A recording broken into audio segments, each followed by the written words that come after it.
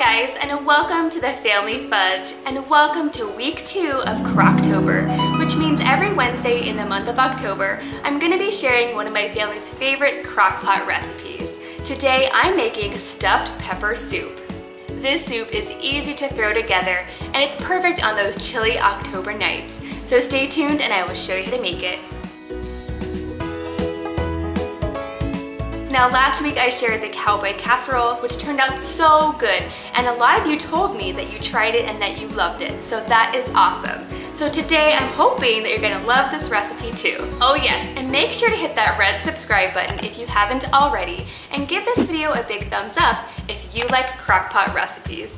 Now let's get started. Here's what you're going to need. About 1 pound of ground beef, 3 bell peppers, I'm using 1 green, 1 orange, and 1 red, 1 medium onion, a can of diced tomatoes, some beef broth, some garlic powder, dried Italian seasoning, salt and pepper to taste, and white rice. I'm going to start by adding some coconut oil to a large skillet over medium heat. Then I'm going to add my ground beef and cook it until it is no longer pink. While my ground beef is cooking, I'm going to go ahead and chop up all of my veggies. I'm going to chop all of my peppers,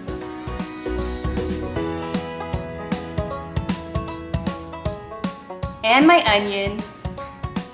And this is going to be really quick and easy using my chopper. Next, I'm going to add the fully cooked ground beef to our crock pot, which I've sprayed with nonstick spray. Next, I'm going to dump in all of our bell peppers and our onion. I'm going to add my diced tomatoes and the juice, 1 teaspoon of granulated garlic, 1 teaspoon of dried Italian seasoning. Next, I'm going to add salt and pepper, about 1 teaspoon of salt and half a teaspoon of black pepper. But salt it to your preferences, of course. And finally, I have the rice. Now you have several choices when it comes to adding the rice. You could add in uncooked rice at this point, and it can cook all together in your crock pot. Now that might make your rice a little bit mushy. So if you don't like mushy rice, you can go ahead and cook your rice separately and then add it into your soup right before you serve it. Next, I'm going to add the beef broth, and you can add anywhere between 3 to 4 cups depending on how thick you like your soup. Once everything is added to your crock pot, you can go ahead and cook this on low for 6 to 8 hours or on high for 4 hours.